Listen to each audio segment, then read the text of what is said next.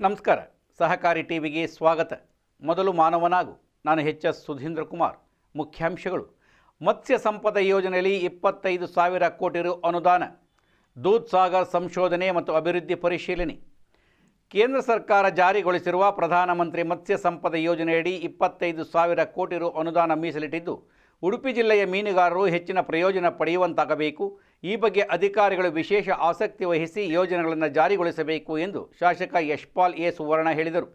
ರಾಜ್ಯ ಸಹಕಾರ ಮಹಾಮಂಡಳ, ಉಡುಪಿ ಜಿಲ್ಲಾ ಸಹಕಾರ ಯೂನಿಯನ್ ಹಾಗೂ ಸಹಕಾರ ಇಲಾಖೆಯ ಸಂಯುಕ್ತ ಆಶ್ರಯದಲ್ಲಿ ಉಡುಪಿ, ಬ್ರಹ್ಮಾವರ ಮತ್ತು ಕಾಪು ತಾಲೂಕಿನ ಮೀನುಗಾರರ ಸಹಕಾರ ಸಂಘಗಳ ಅಧ್ಯಕ್ಷರು, ಆಡಳಿತ ಮಂಡಳಿ ಸದಸ್ಯರು ಹಾಗೂ ಮುಖ್ಯ ಕಾರ್ಯನಿರ್ವಹಣಾಧಿಕಾರಿಗಳಿಗೆ ಆಯೋಜಿಸಿದ್ದ ಆಡಳಿತ ನಿರ್ವಹಣೆ ಕುರಿತ ವಿಶೇಷ ತರಬೇತಿ ಕಾರ್ಯಕ್ರಮ ಉದ್ಘಾಟಿಸಿ ಮಾತನಾಡಿದರು.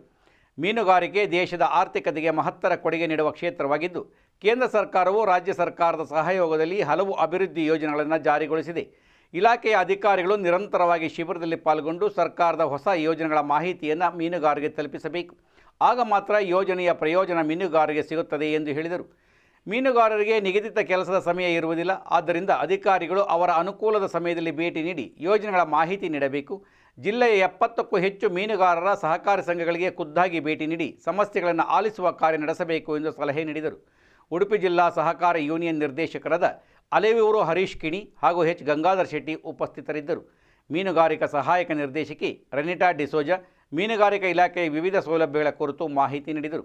ಪುತ್ತೂರು ಸೈಂಟ್ ಫಿಲೋಮಿನಾ ಕಾಲೇಜಿನ ಸಂತೋಷ್ ಶೆಟ್ಟಿ ಒತ್ತಡ ನಿರ್ವಹಣೆ ಮತ್ತು ಸಮಯ ನಿರ್ವಹಣೆ ಕುರಿತು ಉಪನ್ಯಾಸ ನೀಡಿದರು.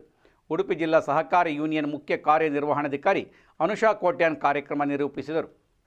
ದೂದ್ ಸಾಗರ್ ಡೈರಿ ಮತ್ತು ದೂದ್ ಸಾಗರ್ ಸಂಶೋಧನೆ ಮತ್ತು ಅಭಿವೃದ್ಧಿ ಸಂಘದ ನಿರ್ದೇಶಕರ ಮಂಡಳಿಯು ಡೈರಿ ಸಹಕಾರಿ ವಲಯವನ್ನು ಬಲಪಡಿಸುವ ಗುರಿಯನ್ನು ಹೊಂದಿರುವ ಸಂಸ್ಥೆಗಳ ನಡೆಯುತ್ತಿರುವ ಚಟುವಟಿಕೆಗಳು ಮತ್ತು ಭವಿಷ್ಯದ ಉಪಕ್ರಮಗಳನ್ನು ಪರಿಶೀಲಿಸಲು ಜಂಟಿ ಸಭೆಯನ್ನು ನಡೆಸಿತು.